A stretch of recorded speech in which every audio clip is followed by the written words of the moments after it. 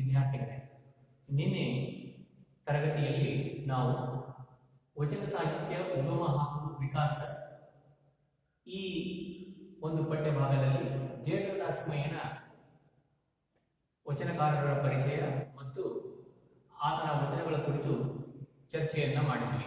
ಅದರ ಮುಂದುವರಿದ ಭಾಗ ಇದೀಗ.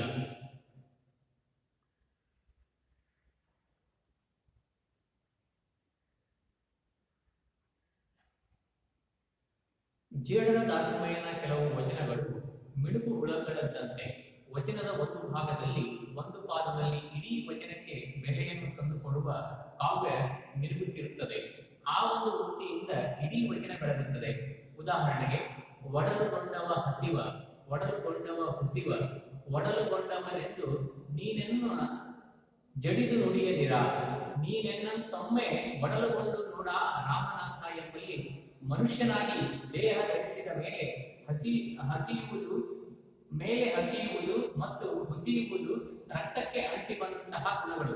ಸಹಜವಾದಂತಹ ರೀತಿಯಲ್ಲಿ ಮನುಷ್ಯನಾಗಿ ಜನಿಸಿದಂತಹ ಸಂದರ್ಭದಲ್ಲಿ ಈ ಹಸಿವು ಮತ್ತು ಕೆಲವೊಂದು ಸಾರಿ ಸುಳ್ಳುಗಳನ್ನ ಹುಸಿ ಅಂತನ್ನುವಂಥದ್ದು, ಸುಳ್ಳುಗಳು ಇವೆರಡೂ ರಕ್ತದೊಂದಿಗೆ ಅಂಟಿ ಬಂದಂತಹ ಗುಣಗಳಾಗಿವೆ ಎನ್ನುವಂತಹ ಮಾತು. ಆ ಗುಣಗಳಿಂದ ಬಿಡುಗಡೆ ಸಾಧ್ಯವಿಲ್ಲ. ಹೀಗಿರುವಾಗ ದೇವರಿಗೆ ನೀನು ನನ್ನ ಹಾಗೆ ಒಂದು ಸಾರಿ ದೇಹ ಧಾರಣೆ ಮಾಡು, ಆಗ ಗೊತ್ತಾಗುತ್ತದೆ ಎಂದು ಸವಾಲು ಹಾಕುವ ರೀತಿ ಇಡೀ ವಚನಕ್ಕೆ ಕಾವು ತಂದುಕೊಡುತ್ತದೆ. ಅಂದ್ರೆ ಅಂತಹ ಒಂದು ರೀತಿಯಲ್ಲಿ ಒಂದು ನೇರವಾದಂತಹ ನುಡಿಯನ್ನ ನಾವು ಜೇಡರದಾಸಮಯ್ಯನ ವಚನಗಳಲ್ಲಿ ಕಾಣುತ್ತೇವೆ. ಮತ್ತು ಆ ಹಸಿವು, ಆ ಹುಸಿವು ಮತ್ತು ಒಡಲು ಇವೆಲ್ಲವುಗಳ ಒಂದು ಮಹತ್ವವನ್ನು ಅರಿವಿರುವಂತಹ ಸಂದರ್ಭ ನಮಗೆ ಆತನ ವಚನಗಳಲ್ಲಿ ಗೋಚರವಾಗುತ್ತದೆ. ಒಟ್ಟಿನಲ್ಲಿ ಹೇಳುವುದಾದರೆ ಜೇಡರದಾಸಮಯ್ಯನ ವಚನಗಳಲ್ಲಿ ವಿಶೇಷವಾದಂತಹ ಕಾವ್ಯಗುಣ ಇದೆ, ಉಪಮೇಯಗಳಿದ್ದಾವೆ, ದೃಷ್ಟಾಂತಗಳು ಅದರಲ್ಲಿ ಕೊಡಮಾಡಲ್ಪಟ್ಟಿದೆ, ಆಡುನುಡಿಯ ಪದಗಳು ಇವುಗಳಿಂದ ಅವನ ಅಭಿವ್ಯಕ್ತಿಗೆ ವಿಶಿಷ್ಟ ಕಾಂತಿ ಬಂದಿದೆ. ಅದರ ಜೊತೆಯಲ್ಲಿಯೇ ಇಲ್ಲಿ ಆತನ ಒಂದು ವಚನಗಳಲ್ಲಿ ಬಂದಿರುವಂತಹ ಪ್ರಮುಖವಾದಂತಹ ಅಂಶ ಉಪಮೇಯಗಳನ್ನ ಅಳವಡಿಸಿಕೊಳ್ಳಲಾಗಿದೆ, ದೃಷ್ಟಾಂತಗಳು ಉದಾಹರಣೆಯನ್ನ ಕೊಡಮಾಡಲ್ಪಟ್ಟಿದೆ. ಆ ಒಂದು ಕಾವ್ಯದ ಗುಣ ಆತನ ವಚನಗಳಲ್ಲಿದೆ. ಆಡುನುಡಿಯನ್ನ ಬಳಸಿದಂತಹ ಕೀರ್ತಿ ಆತನಿಗೆ ಸಲ್ಲುವಂತಹದ್ದು.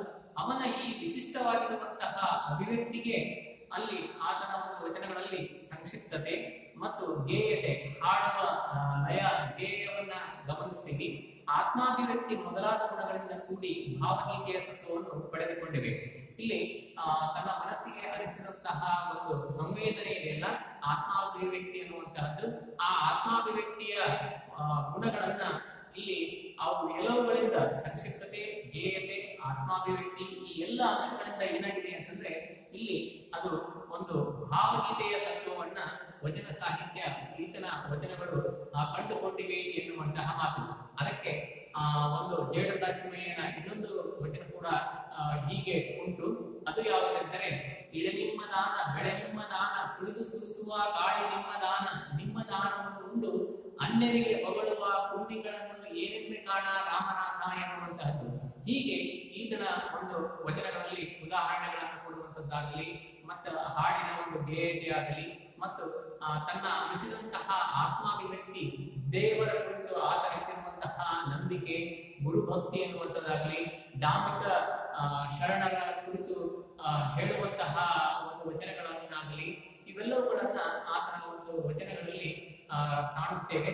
ಅಷ್ಟೇ ಅಲ್ಲ, ಆತನ ವಚನಗಳಿಗೆ ಒಂದು ರೀತಿಯಲ್ಲಿ ಆತ್ಮಾಭಿವ್ಯಕ್ತಿಯ ಮತ್ತು ಗೇಯತೆಯ ಭಾವಗೀತೆಯ ಸ್ವರೂಪ ಪಡೆದುಕೊಂಡಿರುವಂತಹದ್ದು ಹೆಮ್ಮೆಯ ಸಂಗತಿಯಾಗಿದೆ ಎಂದು ಹೇಳ ಬಯಸುತ್ತೇನೆ. ಇಲ್ಲಿಗೆ ಜೇಡರದಾಸಮಯ್ಯ ವಚನಕಾರರ ಆತನ ಪರಿಚಯ ಮತ್ತು ಆತನ ವಚನಗಳ ಕುರಿತು ನಾವು ಗಮನಿಸಿದೆವು. ಇನ್ನು ಮುಂದೆ ಇದೇ ಭಾಗದಲ್ಲಿ ಎರಡನೆಯ ಒಂದು ವಚನಕಾರರಾಗಿ ಬರುವಂತಹ ಅಲ್ಲಮ ಪ್ರಭುದೇವರ ಒಂದು ಪರಿಚಯ ಮತ್ತು ಅವರ ವಚನಗಳಲ್ಲಿ ಕಂಡುಬರುವಂತಹ ಅಂಶಗಳು, ಅದರ ಜೊತೆಯಲ್ಲಿಯೇ ಅವರ ಬೆಳಗಿನ ವಚನಗಳನ್ನು ಕೂಡ ನಾವು ಇದೀಗ ಗಮನಿಸೋಣ. ಅಲ್ಲಮ ಪ್ರಭುದೇವರು ಅಥವಾ ಅಲ್ಲಮ ಪ್ರಭು ಅನ್ನುವಂತಹ ಮಾತು ಕರ್ನಾಟಕದ ಮಹತ್ ಸಾಧನೆಯ ಇತಿಹಾಸದಲ್ಲಿ ಈ ಹೆಸರು ಬಲು ದೊಡ್ಡದು. ಬಸವಣ್ಣನವರ ಸ್ವತಂತ್ರ ಮನೋಧರ್ಮದ ವಿಚಾರ ಕ್ರಾಂತಿಗೆ ಜ್ಞಾನ ವೈರಾಗ್ಯಗಳ ಕಾಂತಿಯನ್ನು ಕೊಟ್ಟು ಮುನ್ನಡೆಸಿದ ಮಹಾ ವ್ಯಕ್ತಿ ಅಲ್ಲಮ ಪ್ರಭು.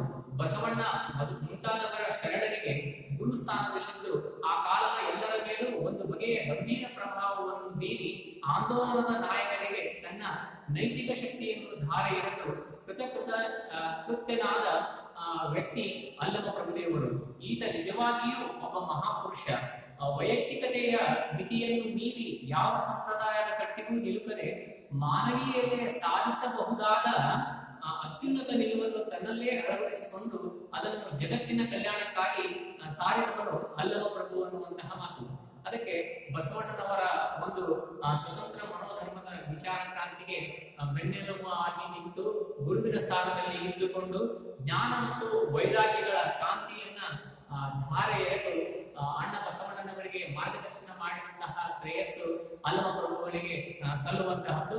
ಅಷ್ಟೇ ಅಲ್ಲ, ಇವರು ನಮ್ಮ ಲಿಮಿಟೇಷನ್ ಅಂತ ಅನ್ನುವಂಥದ್ದಿರುತ್ತಲ್ಲ, ಮಾನವೀಯತೆಯ ವಿಚಾರದ ಹರಿಯ, ಅವೆಲ್ಲವುಗಳನ್ನು ದಾಟಿ ಇಲ್ಲಿ ಸಕಲ ಜನ ಸುಖಿನೋ ಭವಂತು ಎನ್ನುವಂತಹ ರೀತಿಯಲ್ಲಿಯೇ ಎಲ್ಲರಿಗೂ ಒಳ್ಳೆಯದಾಗಲಿ ಅಂತನ್ನುವಂತಹ ರೀತಿಯಲ್ಲಿ ಮಾರ್ಗದರ್ಶನವನ್ನ ಮಾಡಿದಂತಹ ಅತ್ಯುನ್ನತವಾದಂತಹ ಮಾನವೀಯತೆಯ ಉನ್ನತ ಔನ್ನತ್ಯವಾಗಿರುವಂತಹ ಒಂದು ಹಂತಕ್ಕೆ ಮಾರ್ಗದರ್ಶನ ಮಾಡಿದಂತಹ ಕೀರ್ತಿ ಅಲ್ಲಮ ಪ್ರಭುದೇವರಿಗೆ ಸಲ್ಲುವಂತಹದ್ದು.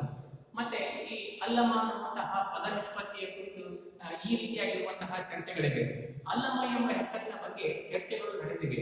ಅಲ್ಲಯ್ಯ, ಅಲ್ಲಮ, ಅಲ್ಲಮನ, ಅಲ್ಲಮೇಶ್ವರ ದೇವ, ಅಲ್ಲಮ ಅರಸ ಮುಂತಾದ ಶಾಸ್ತ್ರಗಳ ಪ್ರಯೋಗಗಳನ್ನು ಹೇಳಿ ಅಲ್ಲಮನೋ ಅಥವಾ ಅಲ್ಲಯ್ಯನೋ ಎಂಬ ಚರ್ಚೆ ನಡೆದಿದೆ. ಈ ಅಲ್ಲಮನ ಕುರಿತು ವಿವಿಧ ರೀತಿಯಾಗಿರುವಂತಹ ಅಲ್ಲಮ, ಅಲ್ಲಮನ, ಅಲ್ಲಮೇಶ್ವರ ದೇವ, ಅಲ್ಲಮರಸ ಈ ರೀತಿಯಾಗಿರುವಂತಹ ರೀತಿಯಂತಂದ್ರೆ ಕೃತಿಗಳು ಮತ್ತು ಶಾಸ್ತ್ರಗಳ ಆಧಾರದ ಮೇಲೆ ಈ ಚರ್ಚೆಗಳು ನಡೆದಿವೆ ಅಂತನ್ನುವಂತಹ ಮಾತು. ಮುಂದುವರೆದು ಹರಿಹರ ಮತ್ತು ಚಾಮರಸನ ಪ್ರಭುಲಿಂಗಲೀಲೆಯಲ್ಲಿ ಮುಂತಾದವರು ಇವರ ಕೃತಿಗಳಲ್ಲಿ ಬಳಸಿರುವಂತಹ ಒಂದು ಶಬ್ದ ಅಲ್ಲಯ್ಯ ಎನ್ನುವಂತಹ ಪದ. ಇಲ್ಲಿ ಈ ಪದದ ಅರ್ಥಕ್ಕೆ ಸಂಬಂಧಪಟ್ಟಂತಹ ರೀತಿಯಲ್ಲಿ ನಿರ್ಮಾಯೆ ಅಂದ್ರೆ ಈತನ ವ್ಯಕ್ತಿತ್ವ ಹೇಗಿತ್ತಂತಂದ್ರೆ ಮಾಯೆಯನ್ನು ಮೀರಿ ನಿಂತಿರುವಂತಹ ವ್ಯಕ್ತಿತ್ವ ಅಲ್ಲಮ ಪ್ರಭುದೇವರಾಗಿತ್ತು ಎನ್ನುವಂತಹ ಅರ್ಥದ ಹಿನ್ನೆಲೆಯಲ್ಲಿ ಅಲ್ಲಯ್ಯ ಅಂತನ್ನುವಂತಹ ಪದವನ್ನು ಕೂಡ ಬಳಸಲಾಗಿದೆ. ಅಲ್ಲಮ ಪ್ರಭುವಿನ ಜೀವನದ ಬಗ್ಗೆ ನಿರ್ದಿಷ್ಟವಾದ ಚಾರಿತ್ರಿಕ ಅಂಶಗಳು ದೊರೆತದ್ದು ಕಡಿಮೆ. ಹರಿಹರನ ಪ್ರಭುದೇವರ ನಗಳೆ, ಚಾಮರಸನ ಪ್ರಭುಲಿಂಗಲೀಲೆ ಇವುಗಳಲ್ಲಿ ಅಲ್ಲಲ್ಲಿ ಕೆಲವು ವಚನಗಳಲ್ಲಿ ರೂಪುಗೊಂಡು ಆತನ ವ್ಯಕ್ತಿತ್ವದ ಹಿನ್ನೆಲೆಯನ್ನು ಗಮನಿಸಿ ಮತ್ತು ಅವನನ್ನು ಕುರಿತು ಹರಿಹರ ಚಾಮರಸರು ಬರೆದ ಕಾವ್ಯಗಳಲ್ಲಿ ಮತ್ತು ಆತನ ಬಗೆಗಿನ ತೆಲುಗು, ತಮಿಳು, ಸಂಸ್ಕೃತ ಕಾವ್ಯಗಳಲ್ಲಿ ಬರುವ ಕೆಲವು ಅಂಶಗಳನ್ನು ಆಧರಿಸಿ ಆತನ ಜೀವನದ ಬಗ್ಗೆ ಸ್ವಲ್ಪ ಮಟ್ಟಿಗೆ ತಿಳಿದುಕೊಳ್ಳಲು ನಮಗೆ ಸಹಾಯಕವಾಗುತ್ತೆ ಅನ್ನುವಂತಹ ಮಾತು. ಇಲ್ಲಿ ಒಂದು ನಮಗೆ ಹರಿಹರನ ಪ್ರಭುದೇವರ ನಗಳೆ ಆಗಿರ್ಬೋದು, ಚಾಮರಸನ ಪ್ರಭುಲಿಂಗಲೀಲೆ ಆಗಿರ್ಬೋದು, ಆಮೇಲೆ ತೆಲುಗು, ತಮಿಳು ಮತ್ತೆ ಸಂಸ್ಕೃತದಲ್ಲಿ ಬರುವಂತಹ ಕಾವ್ಯಗಳಲ್ಲಿ ಆತನ ಕುರಿತಾಗಿರುವಂತಹ ಅಂಶಗಳನ್ನು ಗಮನಿಸಿದಂತಹ ಸಂದರ್ಭದಲ್ಲಿ ನಮಗೆ ಈ ವಿಷಯಗಳು ಗೋಚರಕ್ಕೆ ಬರುತ್ತೆ.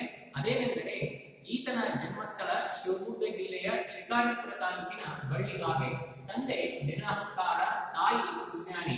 ಅಲ್ಲಮನ ಜೀವನದ ತಾರುಣ್ಯದಲ್ಲಿ ಪರಿವರ್ತನೆಯ ಘಟ್ಟವೊಂದು ಆಗಿರುವುದು ಕಂಡುಬರುತ್ತದೆ. ಹರಿಹರನು ಕಾಮಲತೆ ಇದಕ್ಕೆ ಕಾರಣವೆಂದರೆ ಚಾಮರಸನು ಮಾಯಾದೇವಿ ಎಂದಿದ್ದಾನೆ. ಈ ಸಂದರ್ಭದಲ್ಲಿ ಸಂಸಾರವನ್ನು ಮೆಟ್ಟಿ ಮೇಲೇರುವ ಸಾಧನೆಗೆ ಪ್ರಚೋದಿಸಿದ ಅಂಶ ಎಂದರೆ ಅನಿಮಿಷ ಯೋಗಿಯ ಜೀವಂತ ಸಮಾಧಿ.